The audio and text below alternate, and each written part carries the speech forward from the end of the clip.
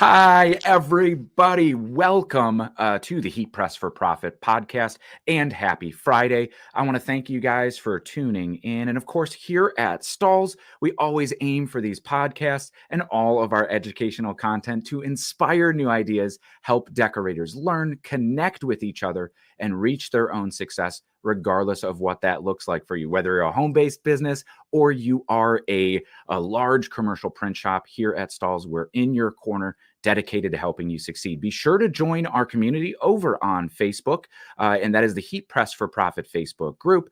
If you're not already a member, there is a great section in there just to connect with decorators like you. And when it's 2 o'clock in the morning and you have a garment issue or a question about decorating or what transfer type is going to be the best, you know that community is there for you with tons of comments and responses on your post. And you'll see the activity in there. If you're not already, go over there and subscribe to that Heat Press for Profit Facebook page. It is a closed group, so if you're running a business, your customers will never be able to see it unless they are also a member of the group, in which case they're a decorator as well, right? But I will introduce myself. My name is Dave from Stalls and Transfer Express. I am the content director here that is proud to be part of the education and inspiration that we bring to you every single week on our Stalls TV YouTube channel, as well as here on the Heat Press for Profit podcast and our Transfer Express YouTube page, showing how we could use custom transfers to drive people's businesses forward. And if you're here listening, you probably already know. But today I am very excited to welcome on to the podcast Anthony from Canopy Press right here in Cleveland for a conversation about the journey of building a successful custom printing shop. I'm going to bring Anthony on. How are you doing today, Anthony? Good. Hey, everyone. Dave, always a pleasure to chat with you. So it's good to be here. Absolutely. Well, for those of those out there, our listeners who don't know Canopy Press, could you tell us a little bit about you and Canopy Press? What you guys do? Yeah. So we're a custom print shop.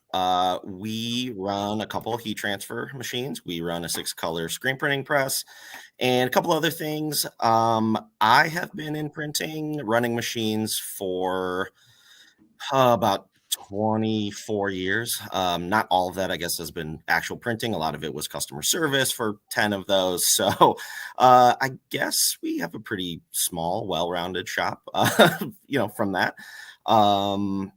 And let's see, I made a couple notes here. So I lost my job during the pandemic, as so many of us had. I think a lot of us did. Yeah, I had started, I got my LLC together in 2019. I had this idea to I'm going to broker jobs and this and that because I was already at a print shop, and people were asking me for my help. Like I did customer service there, and my friends have businesses, and they're like, "Hey, can you give me some shirts?" And it's like, "Yeah, sure." And I thought, well, I could do this for myself. And I started that, and it just got backburnered. And I lost my job, and I was like, I'm going to do this full time. And mid 2020 is when Canopy really kind of got set off, I guess. And bought a heat press, actually bought the autoclam. So yeah, that's kind of what started it. And, halfway thankful for the pandemic, but not really, I know we hear that from so many decorators, and that was it's always that small little inspiration, that small little catalyst of, hey, this is why I made the jump, right? One of the decorators that we feature a lot in some of our content, he's at our trade shows. Ty Kane from Crafted Manufacturing in Colorado kind of did a very similar thing, but it was right before the pandemic. There was no push, but we've heard that from so many people where it's, hey, I'm ready to take control, and there is no better opportunity than now. And that was a very tumultuous time. Everybody's like, well, are we going back to work in a couple of weeks? But it seemed like the pandemic became this huge catalyst. And so you mentioned you kind of have a whole bunch of printing capabilities there in-house. Was the heat press was the first thing that you brought in just because of the accessibility of being able to do that quick term? And that's exactly it. I have it now. Yep. And I started this in my house. So having an actual screen printing press in the house. I know people do it. It's not for my house. So that was not a possibility. And yeah, the heat press was it. And then I got the hat press, the Hottronics 360 IQ or IQ 360. That was my second purchase, and that was kind of a game changer. Hats are, I don't know, we do a lot of hats. Yeah. So, yeah. Especially because you don't see the market out there as saturated as t-shirts, right? You said Right. you've been in the printing industry for 20 years, either printing or kind of adjacent, working in shops. And I think we share a very, very similar story where then, like, yeah, over the course of those 20 years, everybody knows you as a t-shirt guy, right? It's Totally. like, oh, we're just going to go to Anthony as the t-shirt guy. We're just going to Dave as the t-shirt guy. Yeah, So I'm in being a able lot to- of I'm in a lot of people's phones like that. So the t-shirt guy. But so yeah. like that kind of like, that's a nice starting point. And we hear a lot of decorators who do have kind of that 1 foot kind of in the door and then starting to expand upon that. So one of the biggest challenges that we hear from decorators is kind of growing that customer base. How do you do it? Like, where do you get your customers from? Is it a lot of those acquaintances? Is it the businesses that you kind of frequent? Is it your local community? Or It's all of those, honestly. We get, I don't have actual stats on this, but we probably get 90% of our business from referrals. And the people that I was brokering for early on, like, I mean, that was even pre 2019. They have been like the rocks in this. They're always, I'm still printing for them. They're growing, they're hyping me up or us up. And yeah, it's referral based. It's a lot of referrals. We do have a website. It's really just a quote form. We get some, I don't know, strangers, maybe like once a month reach out, but mostly it ends up being someone that I know from somewhere, or it's a direct customer referral from someone we like just did work for or something like that. So that's a lot of what we do. We don't get a lot of cold calls. It's a warm handoff usually. That's awesome. But then they're more likely to convert, and that they are coming to you for, a reason. We talk about building value in the services. And I mean, we live in this national economy right now, right? Where like anybody from California to New York could order printing from you, or, Sure. Your customers could order printing from any number of decorators in there. What kind of stands you apart from the national competitors? Is it that relationship, or is there something more that kind of sets you apart? I think it's a little bit of both. I mean, one, I don't know this for a fact, but I do feel like most people source apparel locally due to shipping costs. If it's like one shirt from whatever custom ink or something, like, I totally get that. It's a minimal charge, but we just did 580 sweatshirts. Like, that's a lot. That's a freight shipment, so that is in my mind kind of obviously a local decision. And we do work with someone who has a branch in, I think, Missouri. They get their apparel from us for their local Cleveland branch, and they don't use us for their Missouri stuff. So like, it's fine. I wish I was doing it, but they asked me, like, can you do free shipping? I'm like, I'm sorry. Like, it's $300. Like, I can't do that. So yeah, I think a lot of it is proximity based. But it is the communities that I've built over time. And I mean, I'm a Clevelander. I've lived in Cleveland my entire life and been in printing. So like, yeah, I'm the t-shirt guy. So, yeah, there's that too. So.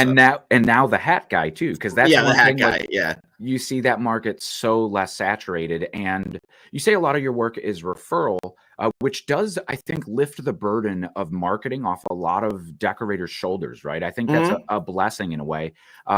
What do you do any outbound marketing, emails, or is it mostly relying on social media, or is it almost solely just word of mouth and you focus on doing what you do best?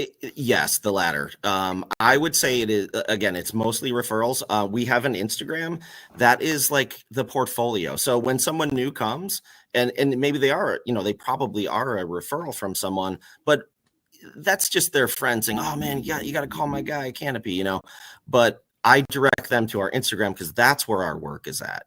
Those are that's what we've got, and that's what I can show people. So I think the combo for us at least works really well.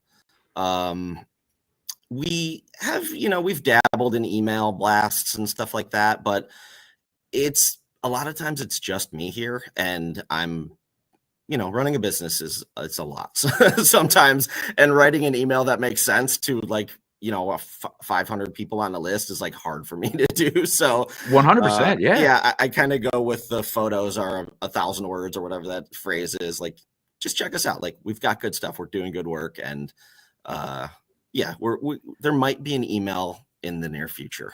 Yeah.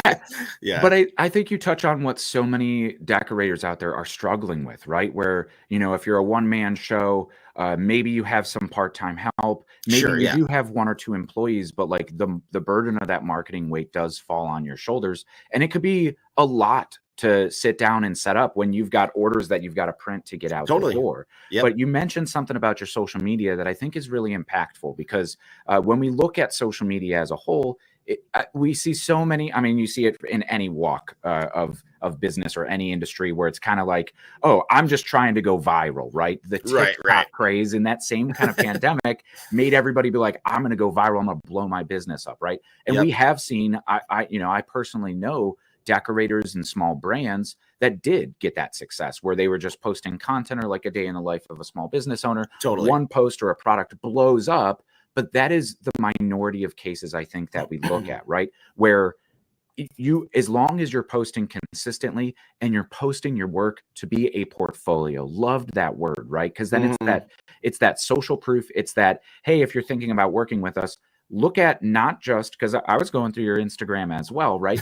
It's not just the posts that you're posting, but you click over to that other tab, the posts that you're tagged in, and yeah, for sure, how just fanatic your customers are about you and willing to share. It does seem, you mentioned it, like a community, right? You have this community of customers, because if they have an event, or I saw a few like store openings and stuff where they're wearing the apparel and they're tagging you in it too. So now it's not it's not outbound marketing on your end. It's content. It's showcasing your services and solutions.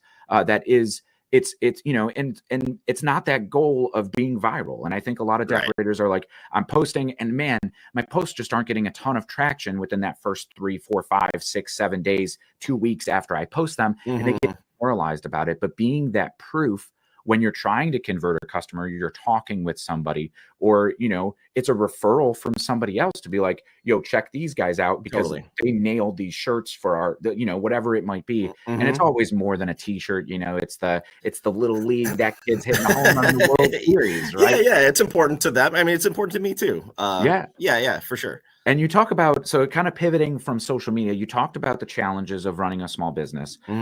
And I know, I have an LLC of my own that I understand as a challenge, and I definitely don't dedicate all the time into it. But I talk to so many decorators out there just like you, who do kind of feel the weight of running a small business on their shoulders oftentimes. What are some of the biggest challenges that you've encountered? I mean, even moving from a small space in your home to now having a shop, like what were there any big challenges that stood out, and the techniques or tactics, or what helped you overcome them? So that's a good question. I mean, I think for us, and for so many people that are in this industry and lots of industries, it's a quality situation. Like, when I was running out of my house, I was basically outsourcing everything. It's to people that I know. I really don't outsource to anyone I don't know. It's very rare I do that, but it's a quality situation. And it's like, yeah, I know them, but it doesn't meet my quality standards, the Canopy quality standard. So that was huge. And really bringing the stuff in-house with the heat press, with the hat press, with the screen printing press, that has been a game changer. That was a huge thing. And starting, I mean, again, not to keep talking about the pandemic, but supply chain issues were huge at that point. Like, I was getting customers that wanted things. I'm like, I literally don't know when I can get you 12 t-shirts that are black and Bella canvas, or whatever it might be. So thankfully that has, that's not really a thing anymore. But I would say quality. I mean, quality is something that we really take seriously here. We're really not sending anything out that isn't what we feel like really top notch. So that was tough, and having those conversations with people that have been printing forever, and they're like, you don't like this? I'm like, no, I don't like this. That's hard. And they're like my buddies and stuff. So that was hard. So bringing in-house has been really helpful for relationships and business. Yeah, So, 100%. yeah. And when we talk about quality, like, being able to hang your hat on that, and I know that's, being a small decorator and being able to offer all of these services, all of these different capabilities, and we see it with so many, so many decorators kind of have that challenge ahead of them, with quality being that kind of, that flag that you planted in the ground. Are there other things that you've kind of set forth as standards in your own eyes or in your customer eyes? Like, what's the most important to your customers, accounting for quality and even beyond? Geez, that's tough, dude. Like, is turn time important to them? Is like the options available, the capabilities that you offer? Like, is there? I mean, quality, of course, is important. We want to make apparel that people are going to want to, want to wear and be proud to tell people about. So, but yeah, if there's something else, price, is it? We're not necessarily like your price shop. Bottom line thing. I mean, there are the custom inks. Well, actually, custom ink is really expensive in my opinion. But anyway, forget I said that. No, turn time is something that's important, but we do have, again, like kind of this community, or I don't know. I say a lot. We have a curated customer base here. I can't do everything. We are a small shop, and realistically, and I have to think how to say this, but sometimes I don't get back to people for 2 days, and it's like we're running jobs, and in the nicest way possible. Like, if that's not something that you can handle, like, you're just not a good fit for us, and that's okay. Like, I would love to do the work for these people, but we can get stuff done quickly. But our turn time is pretty standard for the industry. I would say like 10 days, something like that, 10 business days. But I think really, like, I end up getting personal relationships with a lot of our customers because they're referrals, and I'll go out to your shop if you want, and your restaurant or whatever, and like we'll sit down and talk, and I'll see what you have, what you don't have, what we can do for you, and stuff like that. Where I'm kind of going back, like, I don't think custom ink reps are doing that. I don't know. I don't use them, but yeah. 100%.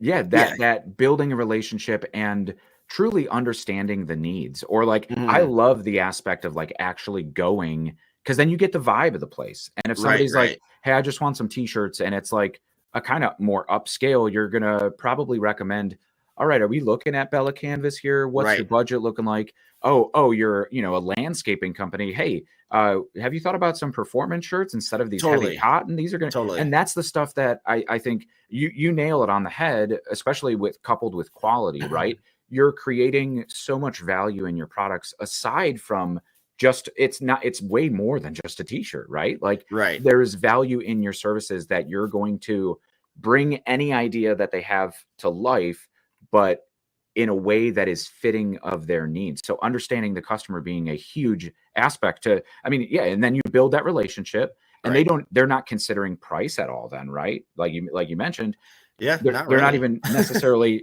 turn times, of course, we have those last minute events that you're gonna have to print for sure. And we can do that. That's the thing. Like, we keep it loose with turn times. We'll get it to you on time. We are so very, very rarely late with any jobs. And we can also do quick ones. And that was something that I was thinking about when I knew I was going to talk to you. Like, the heat press is super helpful for that kind of stuff too. If we've got, if screen printing is booked up, like, we can just do it on the heat press. And we do that a lot, by the way, so yeah, it works out. We see a lot of decorators utilize it, especially for like on-demand printing, those smaller quantities. And you kind of have you kind of have a leg up over a lot of decorators being here local to Cleveland, and at least our Transfer Express facility, pretty Totally. much Yeah. right down the highway from Yeah, you. I definitely drive there once in a while to pick up rush orders. So yeah, it's great. Taking advantage of that quick turn. And you kind of talked about like that impact the heat press has. Mhm. Do you have a favorite aspect of the heat press, whether it be a specific transfer type or maybe the headwear that you talked about a little bit, like unlocking that capability for your own business and your Yeah. customers? Yeah, the headwear that's something that's cool. I mean, I use a ton of Ultra Color Max. That's like it's pretty much my go-to. And we've got that working on materials that you guys don't have listed. So we just kind of dialed it in. And, sometimes I have questions and I call the reps over at Transfer Express and they're like, yeah, you can't use it on that. And I'm like, oh, I've been using it on that. And this time I have a question about it or something like that, and that's been like pretty cool. I like a little tinkering with stuff and getting things to work that other places aren't. And yeah, hats have been great for us. Being able to put a full color print on it with the fine detail of the Ultra Color Max has been awesome. Yeah, I like that press a lot. Which you mentioned Ultra Color Max, which is Stalls and Transfer Express's direct to film transfer for anybody listening who's unfamiliar. But I do kind of want to ask you, because the same way I've been, in the printing industry for 15 years now and kind of saw this direct to garment revolution where everybody's like, it's going to kill screen printing, right? And as a screen printer yourself, direct to film, how do you view it versus that direct to garment kind of technology? And I mean, when we're looking with of course, we're living in the present now with direct to film, but looking back at what we learned about direct to garment when it came into the industry, how do those capabilities kind of impact deciding what print method to use?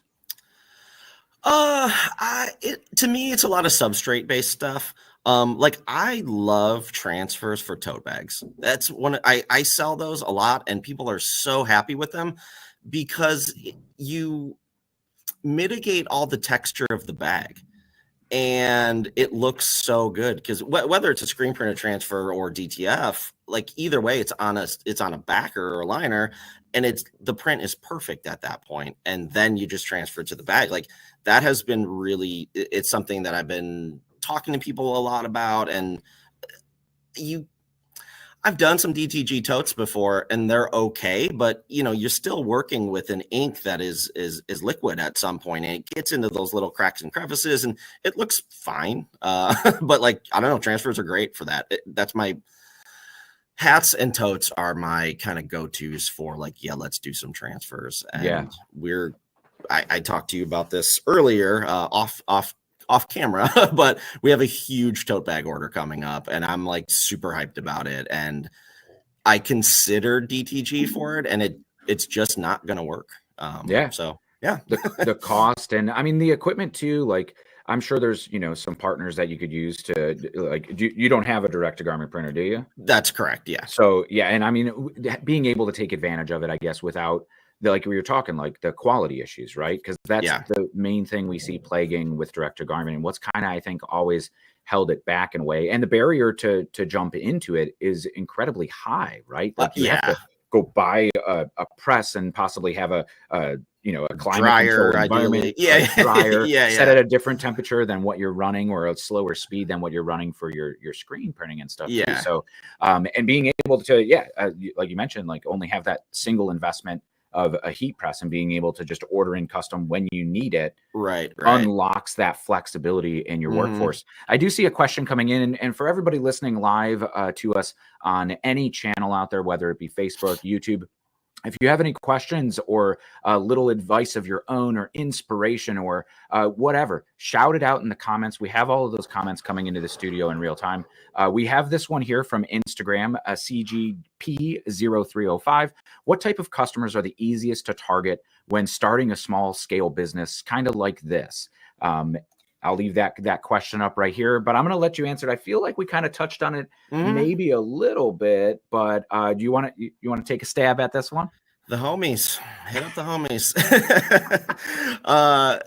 That's kind of how this started. It like Dave and I said, I was the t-shirt guy, and I was that. So I was fortunate to kind of be brought into this. But I think that you can take that question and think about something else that we talked about already. It's like going into spaces and seeing what people have and what they don't have. And if you are someone who already has a press, looking at what people have and how you might be able to do it better or differently or something along those lines.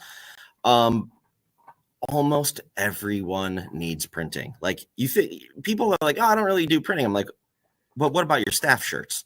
Oh yeah, I do printing. Oh, what about your business cards? Like, oh yeah, I do printing. So like, it's tough to give an exact answer on this, but it's kind of seeing what, in my opinion, it's seeing what people kind of don't have.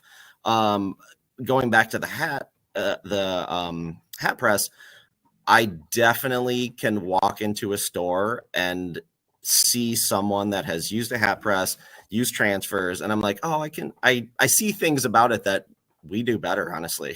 So we have that thing dialed in. So, if you're already running something and you can see these issues with prints, just talk to the owner, whoever's in the store, like, oh, do you guys do these hats? Like, you have to touch around that one a little bit. You got to be touchy with that and not insult anyone's printing, especially if they're doing it themselves or one of their friends is doing it, but you'll figure it out. Yeah, 100%. But yeah, and you kind of talked about it too.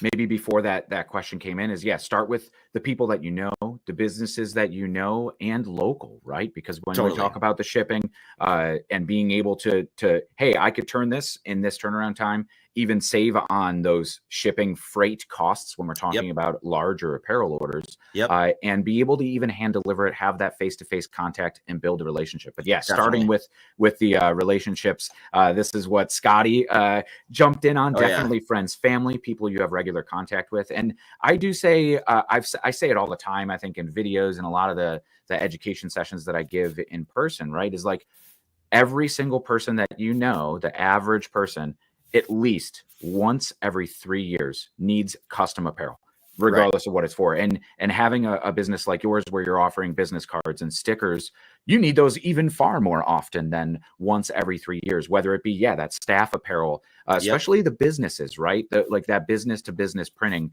Are you working with any like direct to, I guess, like clothing brands, or is it predominantly business to business sales of what you're doing?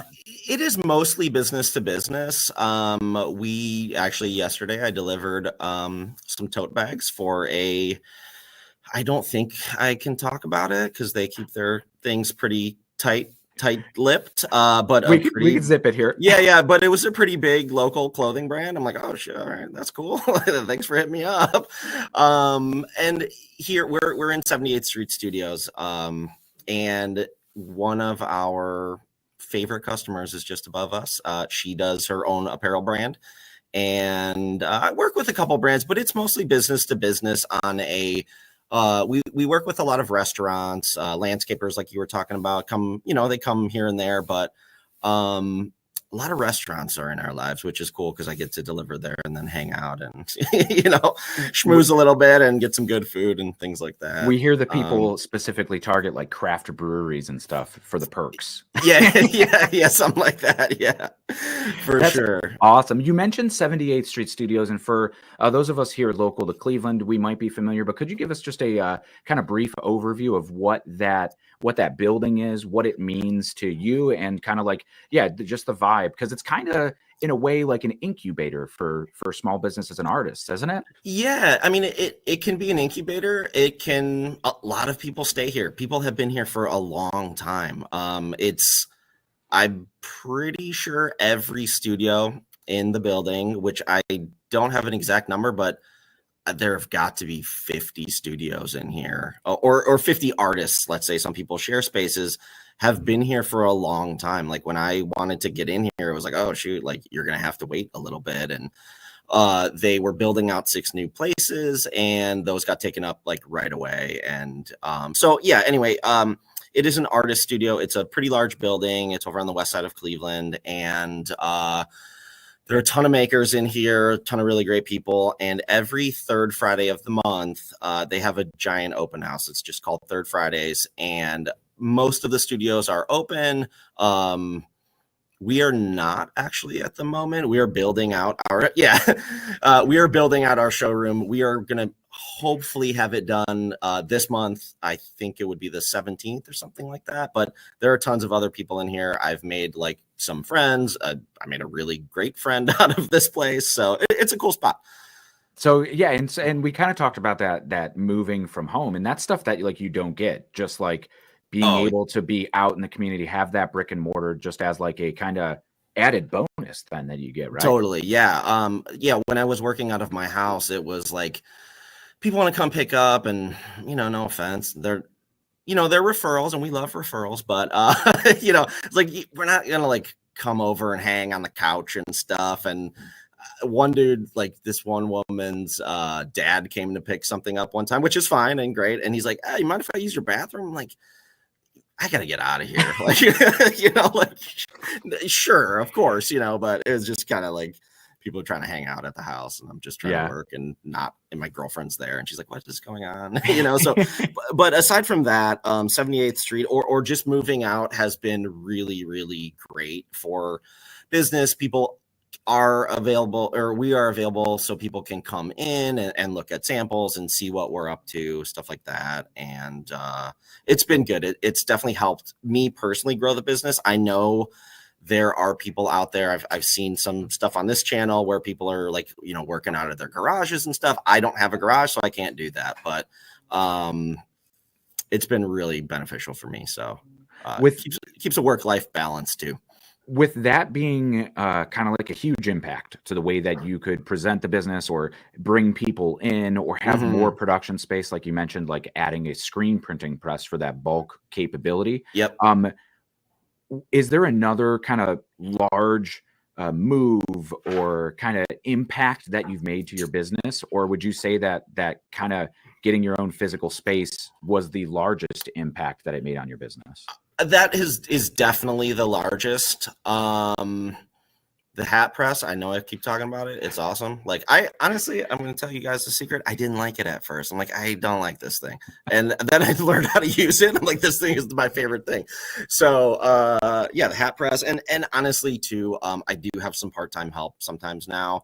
And that has been crucial. I just can't do everything. And anyone out there that is literally running a one-person business, like, huge props to you. I don't know how you all do it, but I know there are people out there that do it. I just need help, and it's one of those things, again, going back to the quality. Like, we have a large quality standard, and when I print something or someone else prints something, we don't box it right away. We always have each other look at it. Like, it doesn't even matter. Everything gets triple checked. So that was a little hard to see sometimes when, like, you print it, you're like, oh, it looks great. And someone's like, yo, it's the wrong color. I'm like, oh my God. So you always need that second set of eyes. Yeah, totally. So that's been really great too. With bringing in some part-time help or even like, the challenge of hiring, what was that like that first time? Where did you find somebody that you could trust that maybe had that same eye for detail or same eye for quality that you could trust to bring into your business?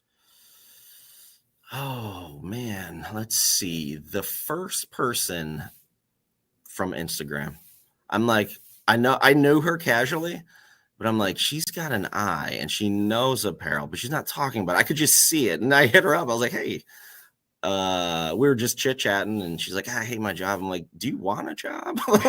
So that's how that started. That was back at the house and whatever. But as I've been in printing for so long, lots of friends are from previous jobs that I've had. The two people that help me right now are both people Dave. So previous job stuff, and I know their eye for detail. And as I was doing customer service and I did some training, I trained these people. I trained them already at a different job. So that was I feel, I guess, pretty privileged to have done that kind of stuff. And for me, it was honestly kind of a no-brainer when they were both available. I'm like, oh yeah, you guys are solid. So, and that's an easy step, but I think that's a challenge that you kind of talked about it, like I can't do everything on my own. And there are definitely decorators I've talked to over the years, just even recently, just down in Fort Worth at the Impressions Expo, that are kind of happy with the limit that you could hit with one person. But to break through, you do kind of have to, you can't do everything. And to scale and build your business, you do have to bring more people in. Was there like a specific job or a specific moment that you could think back to that was like, I need help? Oh man, so many. There was not a specific thing, but I knew, and I had fun doing all the aspects. I like taking pictures of the products. Like I like doing all the things that are associated with a business. And it was actually, even when I hired my first part-time helper, I was like, oh, but I want to do all this stuff. So like I had to learn how to delegate these things and step away from things that I actually like doing.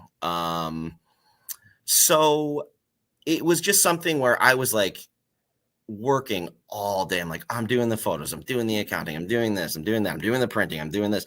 And it just wasn't working for me. So it wasn't a job per se. It was all of the jobs, and it was my work-life balance. And I'm like, oh man, all I do is just work, work, work. And I just need help with this situation. And it's nice to have to bounce ideas off of people. And I do that with friends and, family and stuff like that too. But it's when someone's in the mix, it helps the business. It helps my business at least. So, yeah, 100%. Yeah. And when you have time to actually, sit down with friends and family, there's that joke. It's like, oh, I started my business to not work 9 to 5. So I work 24/7. Yeah, that's it for sure. It is not a joke. That is real life. So, bring people in that you trust that could totally, and it kind of just like, where do you start to get your first customers? And it's like, start with the homies, right? Start with your friends, start with the acquaintances, start with the people that that can be trusted too. Cause like, that's something like, businesses will be like, we're looking to bring people on for this on-site printing activation that we're doing, right? Something that heat presses are great for, but like, let's do this on-site printing activation. And they bring in just some people from Craigslist. And it's like, that is your business. Like that's reflecting your quality. That's reflecting your image. You only have one opportunity to make a first impression. And you definitely don't want it to be, somebody from Craigslist sometimes. I'm not knocking. I've heard no, plenty of people make great jobs from Craigslist. Yeah. So we kind of talked about where you came from. We talked about kind of where you're a little bit at right now. We talked about a little bit of your customer base. I do see that Greg Gardner here, just to jump in. The hat press is overwhelming, Greg, until you learn it. Right. 100% with you. But where do you see your progress in maybe the next 5 years? Do you have a long-term business plan now that you're a little bit more settled? You're putting this showroom together. What does the next 5 years look for Canopy Press? Small. We're going to stay small. We are not. We're going to get. We're actively looking for a couple other presses, not apparel related. But I want to stay small. I really do. I didn't get into this to manage people or have a printing empire or anything like that. It's that would be great if it happened. But no, I mean, I would say like my goal would be to have, let's just say, myself and 4 other people that are working and dedicated to this. And hopefully we can all share the wealth at some point.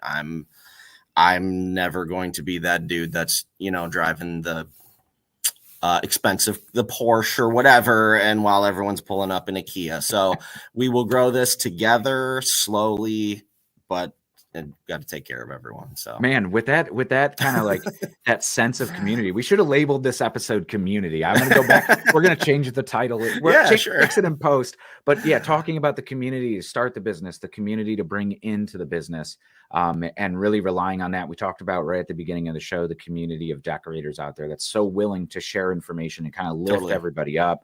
And yeah, that's just incredible. It's great to hear your story. And we're already kind of running out of time, but I want to ask one more question. If anybody else wants, we'll take one more audience question as well. If anybody has one out there on the interwebs, but I'll ask mine in the meantime. What is, we talked about the challenges of being a business owner, and sometimes the let's say the mix of life work balance, but what is your favorite part of being a business owner in the custom printing space today? I imagine everyone says this, but really like seeing the products in the places and seeing people genuinely like them and enjoy them. And yeah, I truly like that. I mean, I work with a local, it's a restaurant of sorts, but they have like, I think 9 locations around here. And I can walk into any of them and I'm like, wow, we did all of this stuff. Like, it's just cool for me to see. I don't know. I don't know. I don't feel like it's like a chip on my shoulder or anything like that. I'm just like, wow, we really helped them. And we've been helping them for like 5 years. And I like them and they like me, it's like, and they like Canopy. It's not about me, but that's kind of my favorite thing, honestly.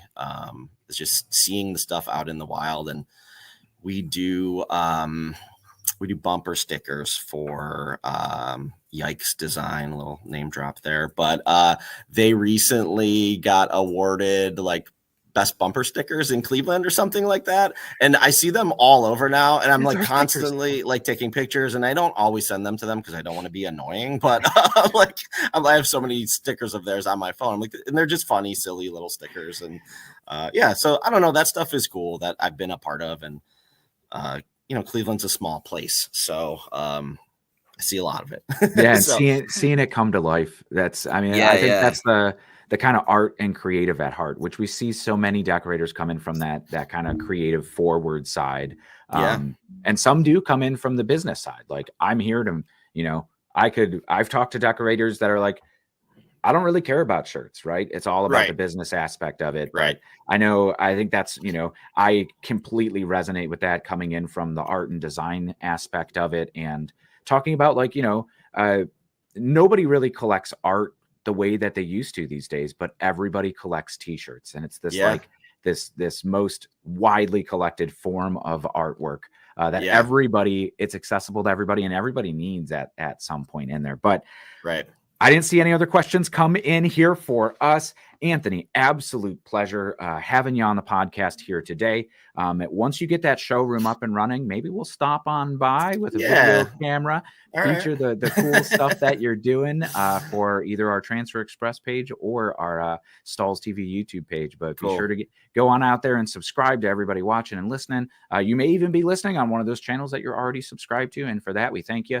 Of course, any challenges that anybody out there is experiencing now as a decorator, we love to solve those problems here at Stalls for the success of everybody, right? So if you have anything, don't hesitate to join those Facebook groups and let us know, or just send an email on over to us or comment on any posts just like this. And Patty says, thank you, listened while designing, right? So the creative collective here today. But Anthony, thank you so much. And I want to thank everybody for joining us here today. Thank you for tuning into the Heat Press for Profit podcast. If you're listening on the replay, right?